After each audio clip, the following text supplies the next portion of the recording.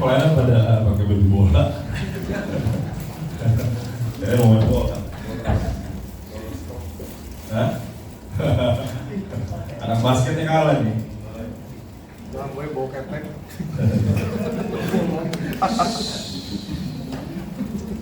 Pagi kita mau berdoa terus sebentar. Bapak di dalam nama Yesus, terima kasih buat kesempatan hari ini Tuhan. Thank you for gathering us today. Kami ingin duduk diam di kaki-Mu, kami gak ingin pulang dengan tangan hampa. Ajar kami sesuatu hari ini Tuhan. Aku gak bisa khotbah sempurna, tapi aku percaya dari semua yang aku katakan ke mereka, Kau mau bicara Tuhan. Kau perlu bicara pada anak-anak-Mu hari ini. Di dalam nama Yesus, amin. Di media tadi saya ada share, saya lupa kasih tahu Yudi, saya ada share, Yudi mana ya? Di media dikasih nggak sama Yudi? Pernah jadi, saat kamu jadi orang Kristen pernah dengar istilah ini, gua adulam? Pernah? Ada yang pernah, ada yang belum pernah dengar? Angkat tangan, gua adulam. Apa itu gua adulam? Makanan kali ini. Iya. Dulu saya juga nggak tahu itu apa. Kenapa gua adulam? Bahkan bertahun-tahun jadi orang Kristen nggak pernah dengar istilah gua adulam. Sampai suatu hari saya ke Jakarta didoakan. Memang saya baca di Alkitab, tapi ya baca berlalu aja. Nggak ada pesan yang mendalam di situ. Baca di Alkitab secara pribadi. Tapi lagi seseorang doain saya, dia bilang gini, Santo, kamu akan melayani di gua adulam. Wow. Saya lagi dengar itu, apaan ya itu? Melayani di gua adulam. Apa itu? Ya. Dan cukup waktu lama sebenarnya mencerna apa yang didoakan ini bertahun-tahun. Jadi yang saya mau khotbahin ke kamu ini adalah hal yang memang saya gumuli bertahun-tahun ya. Ini bukan teori, ini sebuah journey perjalanan yang saya mau bagi ke kamu. Kita buka di 1 Samuel 22 ayat 1 sampai 2. Waduh, kenapa sih nggak melayaninya di tempat yang lebih better ya, di istana atau di kapal pesiar? Kok mesti di gua dulu? Ada kayaknya ada tempat lebih baik Tuhan. Tapi memang Tuhan saya 1 Samuel 22 ayat 1 sampai 2. Saya dibantu. Ini kisah di mana Daud lagi ingin dibunuh sama mertuanya sendiri. Jadi dia punya mertua pengen bunuh dia. Alasannya nggak jelas karena mertuanya iri, nggak senang kalau dia punya menantu lebih hebat dari dia. Jadi mertuanya, aduh mantu gue nih bahaya nih, kerajaan gue bisa direbut. Jadi gue coba bunuh orang ini. Jadi dia akalin banyak hal untuk coba bunuh Daud. Daud ketakutan, dia freak out, dia lari. Lagi dia lari kemana? Sini. Lalu Daud pergi dari sana dan melarikan diri ke gua Adulam. Wow. Ketika saudara-saudaranya dan seluruh keluarganya mendengar hal itu, pergilah mereka apa? Mendapatkan dia. Jadi semua orang teman-temannya, koleganya Daud juga lagi, Daud kabur di situ. Ayo kita ke sana semua. Gitu. Lalu berhimpunlah juga, cuman bukan keluarganya yang ngumpul di gua Adulam, berhimpunlah juga kepadanya setiap orang yang pertama dalam kesukaran. Ya.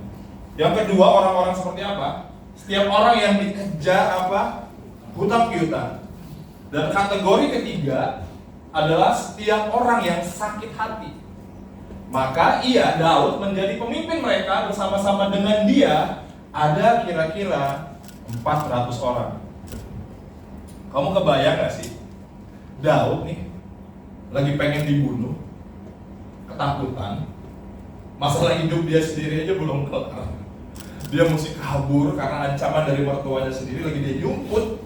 Tiba-tiba didatengin orang 400 orang yang punya masalah. Pertama, apa? Kesukaran. Kesukaran itu dalam bahasa Inggrisnya itu distress, atau orang-orang yang dalam tekanan, orang-orang yang dalam under pressure. Itu yang pertama. Yang kedua, orang yang punya masalah fulus, hepeng, cien, utang di mana-mana. Datang ke Daud, BU ya, betul. Wah, kebayang nggak 400 orang di situasi saya sendiri punya masalah kata Daud. Masalahnya nggak main-main, pengen dibunuh. Kalau kamu di posisi itu, kebayang betapa ruwetnya kamu. 400 orang lah. Jesus. Tiap hari Daud konseling gitu. Ya kamu gimana? Utang berapa? Jadi gimana? Oh, konseling terus Daud, pelayanan konseling selama di dua-dua. Nggak ada yang mencatat berapa lama si Abang Daud itu di situ. Alkitab nggak mencatat itu seberapa lama, tapi kira-kira kalau 400 orang punya masalah begitu kayaknya nggak bentar ya ngurusin orang-orang ini. Dan bisa di next slide. Apa hubungannya dengan pelayanan gereja ini sebenarnya? Apa yang Daud alami? Jadi memang Gua Adulam adalah gambaran dari gereja di akhir zaman. Saya percaya itu, bukan cuma gereja ini, tapi saya rasa gereja secara keseluruhan, secara global punya peran ini hari-hari ini. Menjadi Gua Adulam. Ada amin? Apa artinya? Banyak orang berpikir mungkin secara sederhana gereja adalah tempat beribadah, berjumpa dengan Tuhan, tapi tiba-tiba kok ketemu istilah ini kalau gereja itu Gua Adulam. Tempat di mana orang-orang yang dalam hal gitu-gitu ya. Oke, next slide. Itu 3 tipe orang yang berkumpul di Gua Adulam. 3 tipikal ini. Yang pertama, dalam kesukaran atau dalam tekanan atau distress. Yang kedua adalah orang yang punya masalah hutang atau finansial. Yang ketiga adalah orang-orang yang sakit hati. Dan ketiga kategori ini saya rasa adalah kategori dari kita semua. Mungkin kamu nggak punya hutang, tapi kamu punya masalah dengan sakit hati. Oke? Mungkin kamu nggak punya hutang dan sakit hati, tapi kamu punya masalah dengan tekanan hidup, entah itu dari keluarga, family, or anything. Jadi 3 hal ini adalah gambaran apa yang Alkitab jelaskan tentang situasi orang-orang di hari-hari terakhir. Saya percaya apa yang dia ditulis di 2 Samuel adalah nubuatan tentang apa yang terjadi di hari-hari terakhir. Dan 3 kategori orang ini, oke, kamu temukan nggak orang-orang di luar sana? Temukan nggak? Kamu temukan di gereja nggak? Pasti. Kalau kamu berpikir gereja adalah tempat di mana orang-orang yang tidak punya masalah, orang-orang yang suci hatinya, orang-orang yang hatinya penuh cinta kasih. Kalau kamu berpikir orang-orang gereja adalah orang-orang yang duitnya banyak, gak ada masalah, orang-orang yang nggak under pressure yang ketemu shalom, haleluya. Mungkin kita mesti ubah dikit cara pandangnya. Kalau gereja isinya orang-orang begitu, haleluya, itu udah kayak di sorga ya. Yang jadi gembala nggak pusing, oi. Wah, ada masalah ini. Wah, nggak ada pak, masalah saya aman. Ada, tapi kehidupan ini, no. Gereja adalah ini. Daud adalah orang bermasalah yang mengurusin orang bermasalah, setuju? Kalian tahu tantangan orang yang melayani? Kamu pikir orang-orang yang pelayanan di atas mimbar, orang-orang yang kelihatannya khotbah, mereka nggak ada masalah? No, mungkin mereka punya masalah lebih besar dari kamu. Tapi karena mereka beri hidupnya dalam panggilan Tuhan, mereka berusaha berjalan dengan kamu, mengatasi apa yang kamu hadapi. Itu harga nilai. Hari-hari ini dunia kan bilang, gila masalah gue udah banyak nih, ngapain lagi gue ngurusin orang? Ngapain lagi gue membantu orang lain? Gue aja udah ruwet. Tapi Tuhan panggil kita kayak Daud di Gua Adulam. Hei, memang kamu ada masalah, kamu punya tantangan yang kamu hadapi, tapi bukan berarti itu membatasi kamu ya untuk memberi hidup bagi orang lain, untuk melayani orang-orang lain. Saya sama istri saya dari pacaran tuh kita sering pijat apa pijat itu apa? Apa namanya itu ya? Massage ya. Kalau capek ya, si Yawan seneng banget di massage. Nah jadi kita kalau lagi massage tuh nggak barengan gitu, tapi di ruang terpisah ya. Tapi ruang terpisah ini ruangan saya, hordeng, terus si Yawan tuh. Nah saya kan kalau diurut itu Suara saya cuma gini kalau di luar.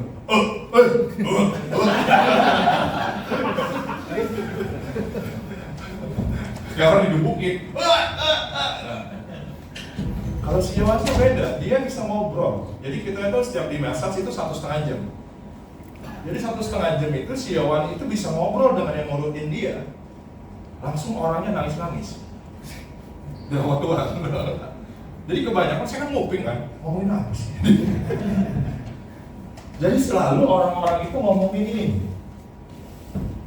Kesukaran, kanan, suami saya Ci. Masalah duit Ci. Banyak banget. Padahal waktu itu saya dan Yohan lagi dalam masalah di mana kami lagi struggle dalam mempersiapkan banyak hal dalam pernikahan kami. Ya, struggle banget. Kita lagi dalam masalah, tapi ya memang ada waktu yang diberikan untuk orang lain.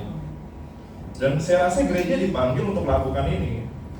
Jadi gua adulan. Kalau kita bilang, Tuhan kami mau kebangunan rohani, kirim kami jiwa-jiwa. Kami mau revival kebangunan rohani. Yakin?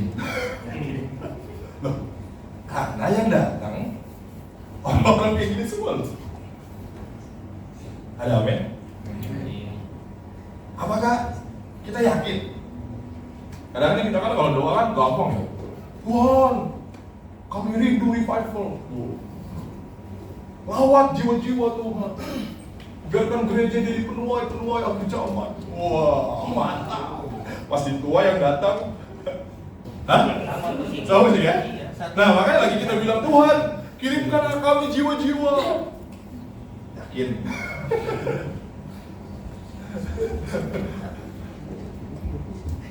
Tapi kita dipanggil, gereja Tuhan saya rasa dipanggil untuk jadi gua adulan. Jadi kalau kita bergereja dan di dalamnya ada orang-orang yang dalam kesukaran, dalam masalah, dalam apa, jangan dijauhin. Amin. Gak gampang loh. Gak mudah, makanya ini sebuah challenge buat gereja Tuhan. Tapi saya percaya gereja ke depan akan dipersiapkan karena dunia ini lagi kacau banget. Dunia lagi hancur banget dan gereja menurut saya satu-satunya tempat di dunia ini di mana orang bisa menemukan jawaban ya, adalah gereja Tuhan. Oke, lanjut ya. Yang pertama, peran gua adulan atau gereja Tuhan itu sebagai apa sebenarnya untuk orang-orang yang kompleks ini? Yang pertama, saya kasih poin yang pertama adalah gereja sebagai saving place atau tempat perlindungan atau tempat aman. Poin pertama adalah tempat di mana orang diterima. Ada amin? Amin. Kita mesti ubah paradigma kita, cara pandang kita tentang gereja. Kalau ada gereja adalah tempat yang diisi oleh orang-orang sempurna. Karena kalau kita punya pikiran demikian, saat ada orang-orang bermasalah kita akan menghakimi mereka balik. Oh, ini bukan tempat buat orang-orang demikian. No. Gereja harus, kita mesti bilang gini, hey, kita terima siapapun yang Tuhan kirim. Bahkan kita pun jangan-jangan sama juga kayak mereka. Kita adalah orang bermasalah. Apa alasan kita nggak terima orang bermasalah? Ada amin? Ada amin? Saya dapati orang-orang yang hidup dalam under pressure atau dalam tekanan selalu punya apa ya?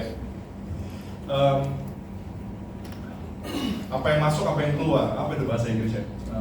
Saya lupa istilahnya. Jadi ya, saya lupa. Oke. Jadi orang-orang yang under pressure seringkali itu do something yang tidak pada umumnya ya. Kamu paham ini?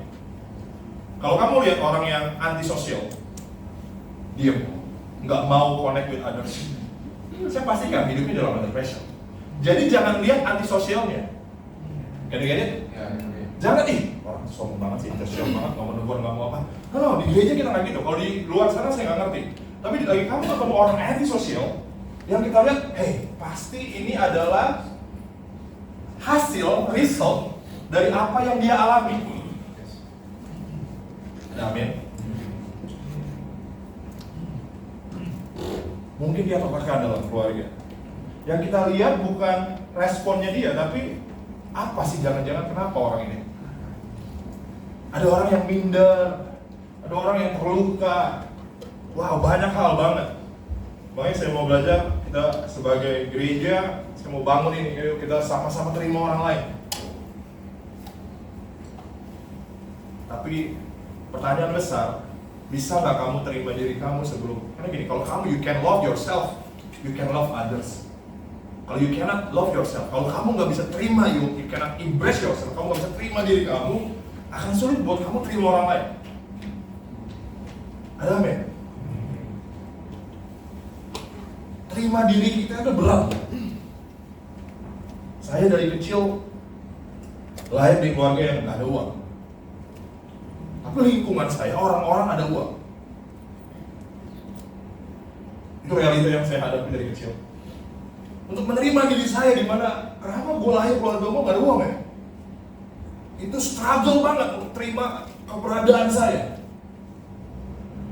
Kamu bisa mengerti ya? Mungkin ada kamu yang terlahir, kok gue terlahir pendek ya? Ya, nggak kayak saya tinggi gitu. Saya enak banget tinggi, bisa ngedang. Gitu. Lah saya pendek, katek. Sulit terima. Saya nggak mau kasih disrespect buat kamu yang pendek. Istri saya juga pendek. Jadi ada perumpamaan. Tapi untuk impress itu ya, sulit nggak? Sulit. Apalagi kamu di lingkungan kamu orang-orang cewek-cewek tinggi-tinggi semampai kayak Jennie Blackpink. Yang Lisa Blackpink, pusing nggak? Aduh kok begini banget? Sulit. Tapi embrace yourself itu gak gampang. Makanya saya bilang, kalau gereja mesti belajar terima orang lain, kita pertama mesti belajar terima diri kita sendiri dulu. Aduh kulit saya hitam, dari dulu kulit saya hitam. Mau diapain? Mau digosok pakai shinsui, pakai apa? Ya bukan. Saya pernah pakai shinsui beneran.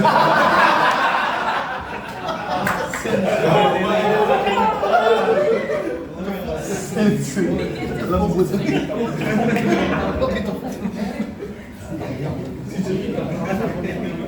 Susi jadi hitam.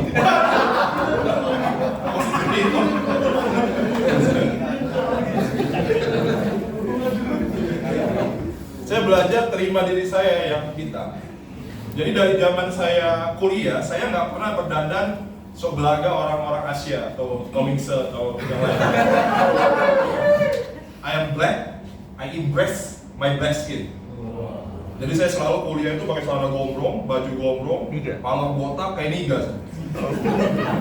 Serius, emang karena saya embrace kulit saya. Kau paham ya? Saya belajar mengembrace diri saya. Ya gue hitam, masa iya gue mau berdandan kayak Limin Ho? Hah? Limin Kom jadi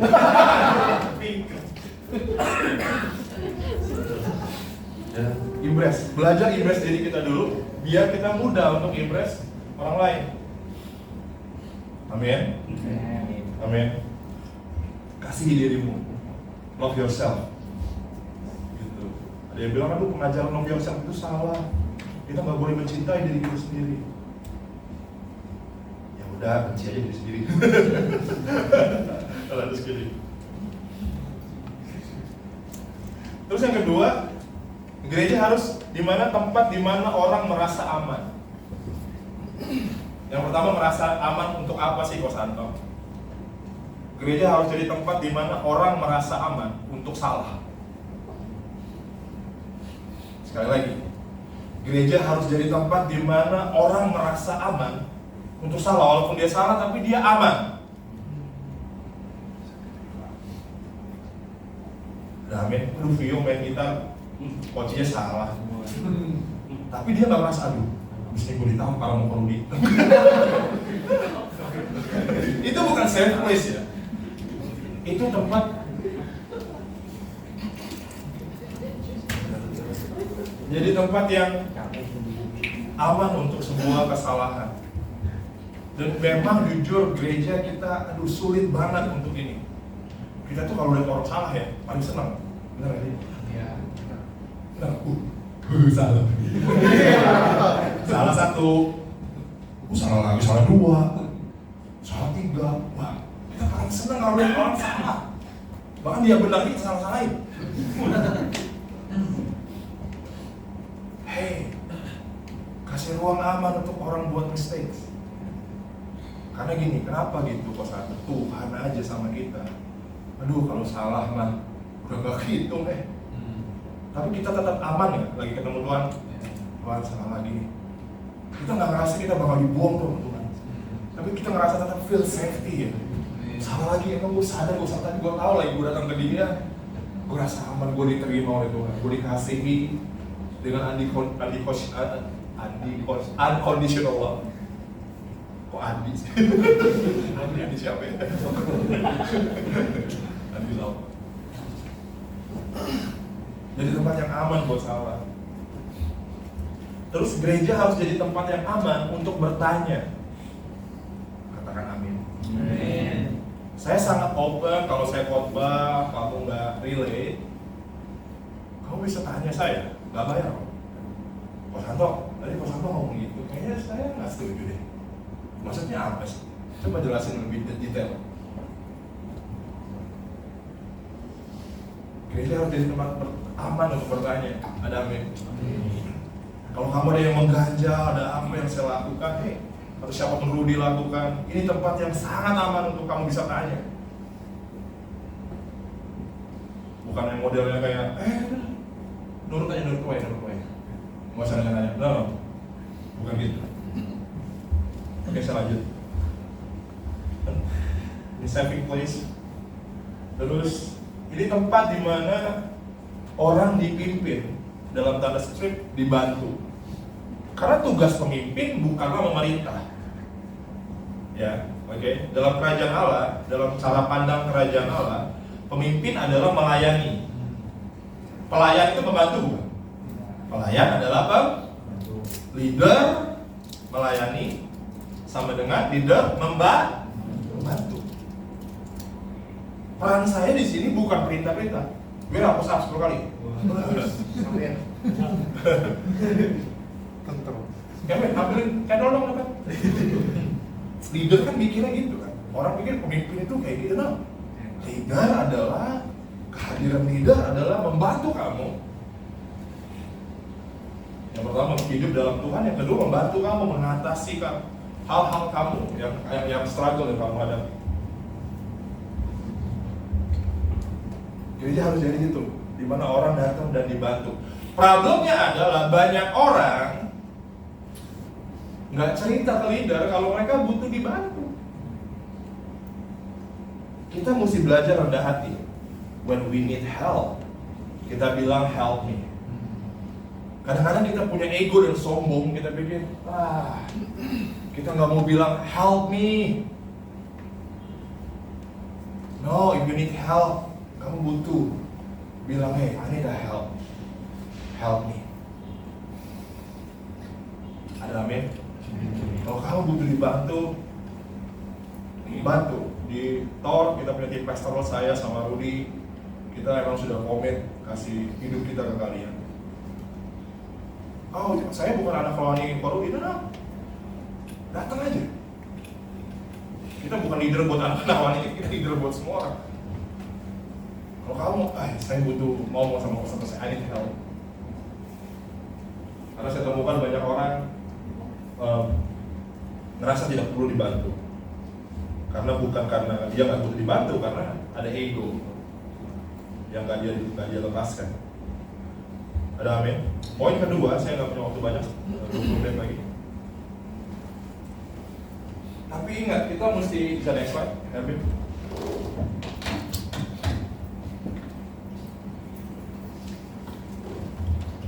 Di poin pertama tadi, kita belajar kalau gereja adalah saving place. Tapi gereja bukan jawaban dari isu yang kamu hadapi. Church is not the answer. Ya. Gereja saving place, kasih ruang tawarkan bantuan dan everything, tapi bukan apa ya? Banyak orang pikir kalau ke gereja, no, gereja membantu kamu. Gua Adulam tempat di mana seseorang menemukan berjumpa dengan pelindung sejati. Itu tempat perlindungan, tapi dia bukan church adalah tempat perlindungan, tapi lagi kamu kesini, bukan kami yang bisa melindungi kamu sepenuhnya. Kami gak bisa ada buat kamu 24 jam. Kami gak bisa bayar hutang kamu yang banyak itu. Kami bahkan gak bisa selesaikan masalah yang terjadi di keluarga kamu. We cannot do it. Yang kami bisa lakukan adalah memberi waktu untuk berdoa dengan kamu, berjalan bersama kamu melewati badai itu. Tapi kami gak bisa stop badainya. Ngerti gak ini? Jadi jangan pernah berpikir lagi, oh ke gereja, wah saya bakal dibantu sama Ko Rudi, bakal dibantu sama Cifani, sama Ko Santo. Mereka akan punya solusi buat masalah saya. Nah, kami gak bisa menghentikan badai, cuma Yesus yang bisa menghentikan badai. Tapi kami rela bersama kamu di tengah badai.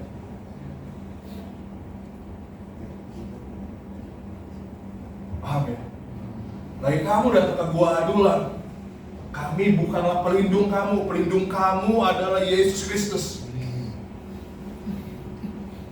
Daud di Gua Adulam, di Mazmur 57 ayat 1, ini kecil banget. Untuk pemimpin biduan, menurut lagu Jangan Memusnahkan, agak lucu ya judulnya. Judul lagunya Jangan Musnahkan, Jangan Musnahkan. Lagu dangdut ya. Miktam dari Daud ketika ia lari daripada Saul ke dalam gua. Ini adalah sebuah mazmur, sebuah lagu yang Daud buat lagi dia di dalam apa? Gua Adulam. Dia buat lagu di Gua Adulam. Wah, Daud dikit-dikit buat lagu kayak orang dia. Dia buat lagu, dia bilang gini, verse pertamanya, ya, lirik pertamanya bilang gini, kasihanilah aku ya Allah, kasihanilah aku sebab kepadamulah jiwaku berlindung, dalam naungan sayapmu aku akan berlindung sampai berlalu penghancuran itu. Daud memang di Gua Adulam, tapi dia sejatinya nggak berlindung di dalam goa, dia berlindung di dalam naungan Allah. Kamu datang ke gereja, kami nggak bisa jadi jawaban, Yesus selalu jawaban kamu. Tapi kami bisa bantu kamu untuk berjumpa dengan pelindung sejati itu. Kemarin Mr. Ron kasih saya tips untuk konseling.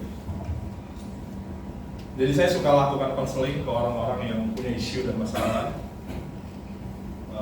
Ya casnya sejamnya 200.000 lah. Nggak bercanda. Nggak bercanda. Nggak boleh dibayar. Mr. Ron cerita, banyak orang itu dulu dia pernah jadi gembala juga selama 20 tahun di Texas. Jadi dia sering lakukan konseling. Nah biasanya lagi orang konseling ke dia cerita, aduh hidup saya bla bla bla bla bla bla. Kebanyakan orang gitu kan curcol. Pak Ron dengerin.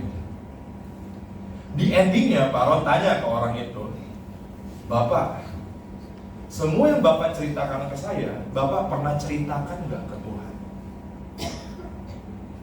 Orang itu mikir, iya juga ya. Kayaknya gue nggak pernah ceritain ini ke Tuhan. Oke, kalau gitu kata Pak Ron, yuk ambil waktu berdoa, Bapak ceritakan ya ini semua ke Tuhan. Oh, saat orang-orang itu berdoa, oh Tuhan, ceritain mulai. Wah, Pak Ron, saya merasa lebih baik, saya lega, saya tahu apa yang harus saya lakukan, saya tahu jawabannya. Nah, itu intinya. Pak Ron bukan jawaban buat orang-orang yang konseling ke dia, tapi Pak Ron membantu orang-orang itu berjumpa dengan Yesus, sang jawaban, sang pelindung sejati. Ada amin. Di Gua Adulam di gereja, orang-orang seharusnya menemukan pelindung sejatinya dia. Ada amin. Amin. Kita baca poin next berikutnya. Wah ini seru. Wah badannya mirip saya ya. Vulgar juga ya. Salah beli gambar. Mirip gak? Mirip. Mirip warna kulitnya doang. Oke. Poin ketiga adalah Gua Adulam adalah tempat di mana pahlawan Tuhan dibentuk. Jadi 400 orang itu yang masalah-masalah itu, kamu tahu nggak? Lagi dia ke Gua Adulam, ternyata Daud bantu mereka mengalahkan masalah-masalah pribadinya. Sampai akhirnya mereka bisa berdiri buat bangsa Israel. Ini adalah orang-orang garis depan bangsa Israel. Suatu kali kamu bisa baca seluruh pasal sebenarnya. Ini saya hanya mention satu ayat supaya cepat. Sekali datanglah 3 orang dari ke-30 kepala mendapatkan Daud. Jadi ada 30 kepala di tentaranya Daud. Satu kepala itu pegang berapa orang. Menjelang musim menuai dekat Gua Adulam, di mana mereka ini leader-leader 3 orang paling hebat dari semua pasukan Daud itu yang di Gua Adulam. Mereka 3 orang ini datengin Daud di Gua Adulam. Mereka lagi di Gua Adulam. Lalu kalau kamu baca ayat-ayat berikutnya, Daud bilang gini, aduh saya haus banget. Enak ya kayaknya minum air dari sumur di Perigi Filistin. Jadi Gua Adulam itu adalah ada di perbatasan bangsa lain. Jadi kayak di mana lah, sebelahnya itu negara lain gitu. Di Gua Adulam di situ, Daud bilang ketiga orang ini dari orang-orang yang punya masalah itu tiba-tiba jadi tentara-tentara Tuhan yang luar biasa. Jadi tentara-tentara bangsa Israel, apa jenderal-jenderal perang. Bayangin gak kamu? Itu 3 orang ini suatu kali nyamperin Daud bilang, saya haus kalau kamu baca ayat berikutnya ya. Minum dari sana lah ya enak tuh. Tapi kalau ke sana bisa mati karena banyak tentara bangsa lain. Kamu kalau baca Alkitab 3 orang ini berangkat ke sana. Cuma ngambilin di gayung dari sumur, bawa ke Daud lagi balik. Bos, monggo. Daud bilang gini, saya nggak akan minum air ini. Air ini seharga dengan nyawa kalian. Gila saya kalau minum, kata Daud. Bayangin ya, orang-orang punya utang, ruwet-ruwet ya. Jadi orang-orang hebat. Makanya di Gua Adulam, orang-orang bermasalah itu dibantu untuk bisa mengalahkan masalah mereka sendiri, dibantu, disupport, jadi sampai jadi orang-orang yang rela berkorban demi orang lain. Kan kita kan banyak sukanya Laskar Kristus, kita pikir Laskar Kristus tuh ngapain sih sebenarnya? Tahu nggak lagu Laskar Kristus sih? Gimana sih lagu-lagu itu? Orang-orang kan boleh nyanyi. Gimana itu? Iya. Saya tidak menembaki musuh, tapi saya Laskar Kristus. Oh, sih.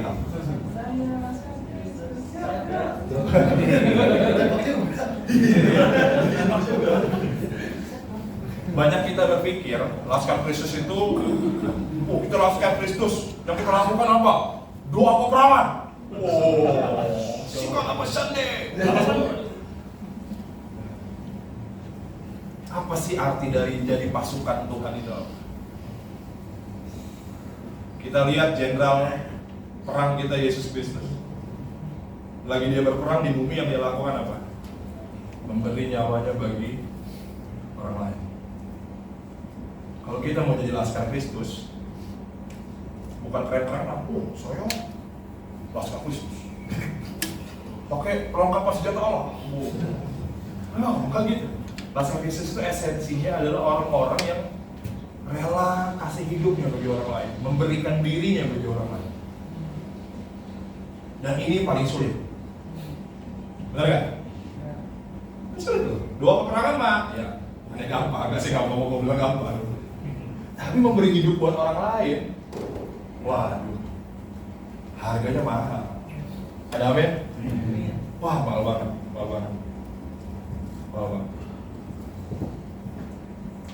Saya bilang orang-orang yang punya isu masalah datang ke gereja, mereka keluar jadi pemenang. Bukan orang-orang yang cuma sibuk sama diri sendiri, tapi bilang gini, saya mau berdiri buat orang lain. Saya mau jadi bapak buat orang lain. Ada amin? Itu goalnya, itu goal dari sebuah tempat atau panggilan dari Gua Adulam. Dan saya selesai khotbah.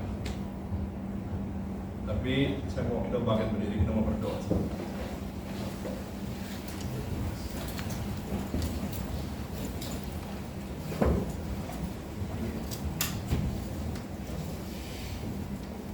lagi orang-orang bermasalah datang ke gua adulan. Tuhan gak lihat mereka sebagai orang-orang yang bermasalah, tapi Tuhan melihat masa depan dan destiny mereka. Lagi orang-orang datang ke gua adulan, Tuhan gak lihat mereka, aduh nih. No, Tuhan lihat, hey ini orang-orang yang akan jadi pahlawanku di hari-hari ke depan. Saat orang-orang bermasalah datang ke gereja, Tuhan lihat mereka bukan sebagai orang-orang bermasalah, tapi mereka adalah orang-orang yang bakal jadi jawaban, orang-orang yang bakal beri hidup mereka buat orang lain. Itu cara pandang Yesus. Dan kita mau ambil waktu sebentar. Kita mau ambil waktu untuk mendoakan satu dengan yang lain. Amin. Karena kita datang begitu banyak orang di tempat ini, kita nggak tahu masalah dia apa. Kita nggak tahu apa yang dia hadapi. Tapi kita mau take time untuk beri hidup kita buat orang lain dengan simple way aja, dengan cara yang sederhana, mendoakan orang lain. Kamu bisa ambil waktu ini sebentar, take this time untuk kamu doakan orang lain, bilang, hey, saya mau doain kamu bro, ada hal yang butuh didoakan saat ini, hari-hari ini. Dan kamu bisa berdoa, doa yang simple aja yang bisa kamu lakukan, gak perlu doa yang kayak baca puisi dan lain-lain. Do the simple, pray aja. Cari orang yang bisa kamu temukan dan saling mendoakan.